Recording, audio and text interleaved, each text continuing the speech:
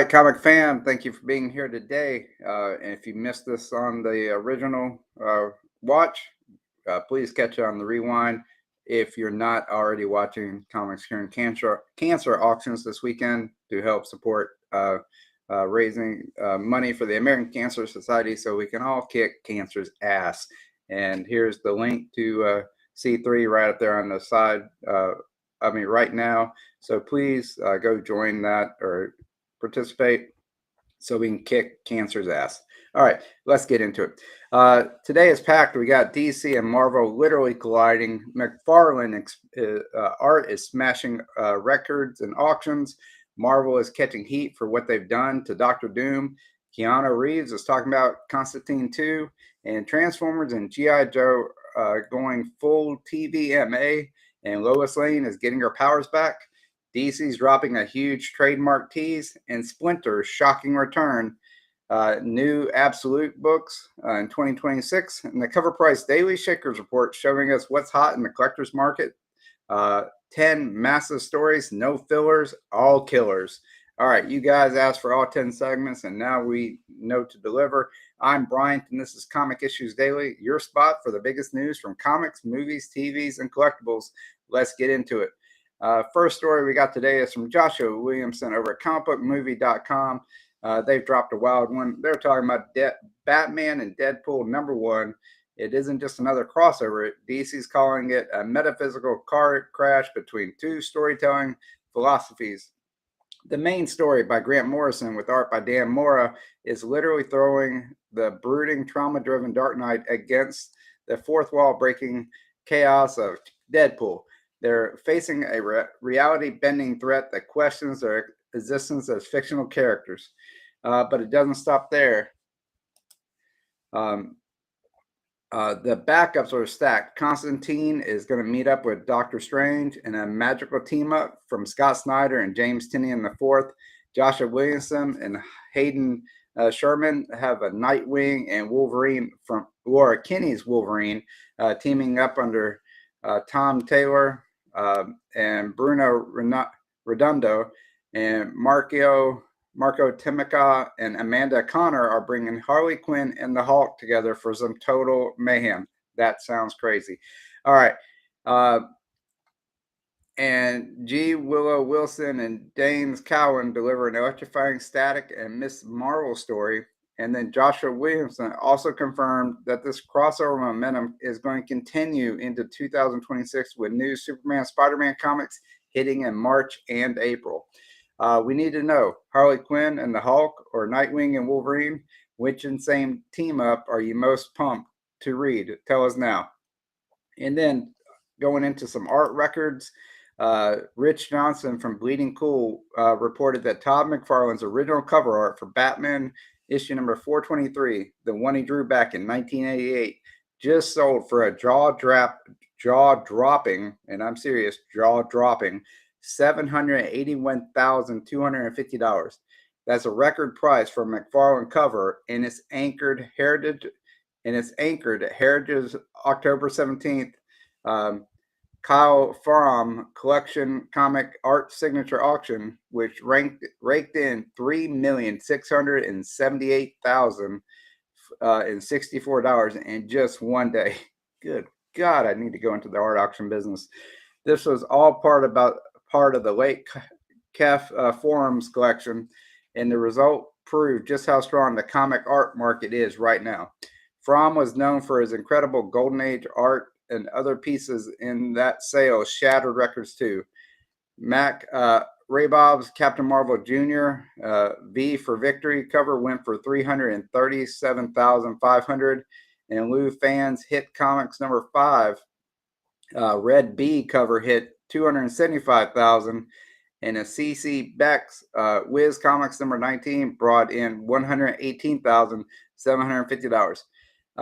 Frank Frazetta's Ghost Rider number 5 original art even sold for $437,500. That's crazy. And a Heritage EVP Executive Vice President Joe Madalena said that the phenomenal success shows that Kef's incredible eye for the best of the best. if you had $781,250 to spend on any piece of comic book art, which iconic cover would you choose? Post your dream piece below and let me know. All right, and then we got David Harth from comicbook.com argues that Marvel's taking Doctor Doom, one of their best villains, and completely missing the point. Ever since last summer's announcement that RDJ was returning to the MCU as Doctor Doom, Doom's been pushed front and center. He's the big bad in Marvel Rivals and at the core of the 2025 huge One World Under Doom event after becoming Sorcerer Supreme in 2024's Blood Hunt. Doom's been forcing world leaders to hand over control. The thing is, fans love Doom because he's complicated. He's ruthless and proud, but he genuinely cares about his people. Harth points out that early issues of One World Under Doom lean into that, showing Latveria thriving with universal health care and education under his rule. But issue number 6 flipped it all. Doom's secretly been draining the life force from his citizens to power his magic. Harth says that this twist kills his complexity and turns him into another monster, not the flawed monarch that fans love. What do you think? Are you team complex, sometimes heroic Doom, or do you prefer the pure evil monster Doom? Let us know in the chat right now. All right, and then James Gunn's been doing some talking. Daniel Klitzman from comicbookmovie.com brought us an update that fans have waited nearly 20 years for. Constantine 2 is still alive, and James Gunn himself has confirmed he's been discussing it on and off with Keanu Reeves. He said he likes the group working on it, but he hasn't read the script yet. Keanu Reeves also told Fandango earlier this month that another draft of the script came in, so progress is happening just slowly. Francis Lawrence is back to direct. Akiva Goldsman is writing, and Reeves will return as John Constantine. Gunn and Peter Safran have kept the project under the DC studio umbrella since 2023, and it's been a long climb. Reeves and the team pitched their story earlier this year, and while everyone seems happy with the new draft, it's still waiting on studio approval. I enjoyed the first Constantine. I'm really looking forward to if they do a second one. I mean, Keanu's not blonde, but it was still a very interesting take, and it was very fun. And also not that British, but it was a good story. And after all this time, are you still holding out hope for Constantine 2? Mm-hmm. Or has the wait diminished your excitement? Nope. Let us know if you're keeping those fingers crossed. Yep. All right. And then Mark Cassidy over at comicbookmovie.com has revealed that Robert Kirkman's Skybound Entertainment is teaming up with Hasbro for an adult animated series set in the Energon universe. This isn't your Saturday morning cartoon. It's described as broad with adult sensibility in the vein of Invincible. Joe Henderson from Lucifer will write and serve as showrunner, and it combines Transformers, G.I. Joe, and Void Rivals into one brutal shared world. The comics already pulls no punches. The Duke miniseries, spoiler, literally showed Starscream crushing a wingman mid-flight. And Kirkman says the show will respect that tone. Humans' death matter, the violence sticks, and the storylines are grounded in emotional realism. Kirkman said he's honored to expand this world, and while there's no confirmed home yet, odds are good Amazon will pick it up, given his history there. So a TV-MA Transformers where humans get squashed. Is this the gritty take you wanted for the Energon universe? Let us know in the chat. And should Prime and Duke drop F-bombs?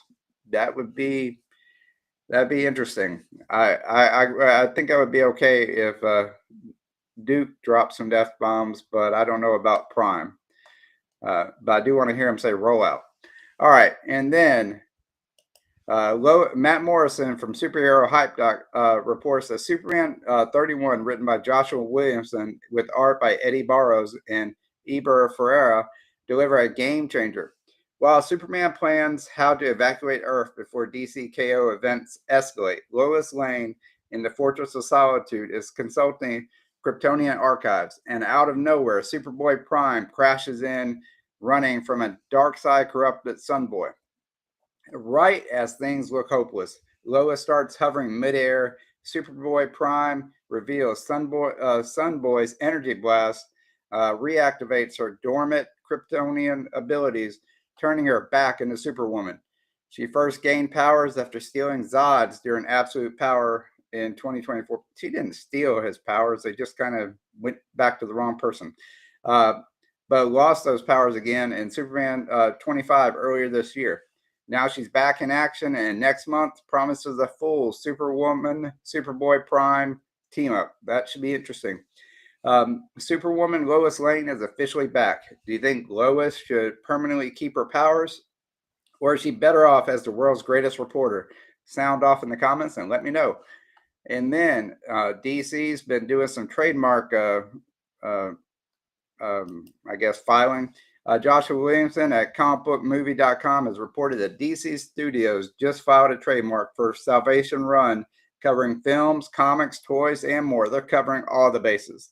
It's not an official movie announcement yet, but the name links directly to that Salvation Run tease from Peacemaker Season 2. Right now, Peacemaker's trapped in a multiversal prison called the Quantum Unfolding Chamber, or from the Quantum Unfolding Chamber, where he goes to the Salvation World. In the comics, Salvation Run was Amanda Waller's idea to exile villains off-world using boom tubes. Gunn says the DCU version isn't a straight-up adaptation, but inspired by that same idea of an inescapable prison. He's confirmed it'll have massive repercussions once the place fills up with metahuman villains. Peacemaker is all alone in Salvation right now. But who should he be? Who should be the very next supervillain Argus sends there? Tell us your picks in the comments below. And then John Dodge from CBR revealed that after all the chaos from Harmonious Hale that in the Teenage Mutant Ninja Turtles, the mutant Chimera former DA, the Turtles are finally breathing again when something unbelievable happened. Splinter's back. The clan's been grieving since the sacrifice to defeat the immortal dragon, and Donatello's even been obsessed over a dead rat he thought was his father. Turns out their sensei really returned. Even more surprising, Carrara, the one who helped bring him back, though her motives are still totally unclear, that's pretty interesting. The issue closes with Jason Aaron's run, and next up, Gene Luen Yang takes over, calling it an honor and saying he's deeply connected to the franchise. Carrara is helping bring Sprinter back. Is this a good thing, or is she setting a trap? Let us know what you think her evil plan is. And then Rich Johnson from bleedingcool.com says DC's heating up in January of 2026 with new absolute titles or issues that push their biggest heroes to the edge. Absolute Batman 16 continues its crossover with Absolute Wonder Woman as both heroes literally descend into hell. Scott Snyder and Nick Delgado have Batman trying to cure his transformed friend Waylon, who's gone full crocodile monster in Gotham sewers, forcing Bruce to seek divine intervention. Meanwhile, Absolute Wonder Woman 16, written by Kelly Thompson with art by Hayden Sherman, kicks off Season of the Witch. After escaping Area 41, Diana is focused on the surface world again until Zatanna shows up as the witch sent to kill her. Thompson says it's going to change Diana's world forever. Both issues hit stands in January for a $4.99 price tag each. Wonder Woman versus Zatanna. Who are you betting on in the Season of the Witch? Drop your prediction in the comments and hit that like button if you're hyped for Zatanna's arrival. And now we got the Cover Price Daily Shakers Report. Let's close things up with today's cover price. The best look at what's lighting up the collector's market right now. At the top, we got Amazing Spider-Man #1 from 1962 in a CGC 5.5, sold for $14,900. And then we got Batman number 11 from 1942 and a CGC 6.0 hit $10,500. And then we got X-Men number 1 from back in 1963 pulled in $4,450 and a CGC 1.5. That might be the copy I'll have to go for in about 5 years. And then we got Superman 75 from 1952 graded in at a 9.4. That is a pretty high grade for a book from 1952. Hit $4,300. Actually, I'm very surprised it was only $4,300. And we got Iron Fist Volume 1, issue number 14 from 1977. The first appearance of Sabretooth hit $3,600 and a CGC 9.8. And it keeps rolling from there. We got Spider-Man number 1, Todd McFarlane. We've already talked about Todd in a previous article or story earlier about his iconic cover art, and it didn't stop with just Batman. We got the Spider-Man number 1 in the Platinum variant from 1990, went for $2,825 and a CGC 9.8. And then we got Action Comics number 252 from 1959, featuring the first appearance of Supergirl and Metallo. Hit $2,600 and a CGC 4.5. And Batman number 10 from 1942 matched it with the 3.5 copy, also going for $2,600. And rounding it out, we got Amazing Spider-Man number 3 from 1963, scored $1,999 in a CGC 3.0. And an Amazing Spider-Man number 239, a Mark Jewelers variant from 1983, closes the list out with the top sale of $1,800 and a CGC 9.8. Which of these shakers would you love to own? It's like Pokemon; you gotta get them all, in my opinion. What do you already have sitting in your long box? Let us know in the comments and tag me and tell me which of the grails you got.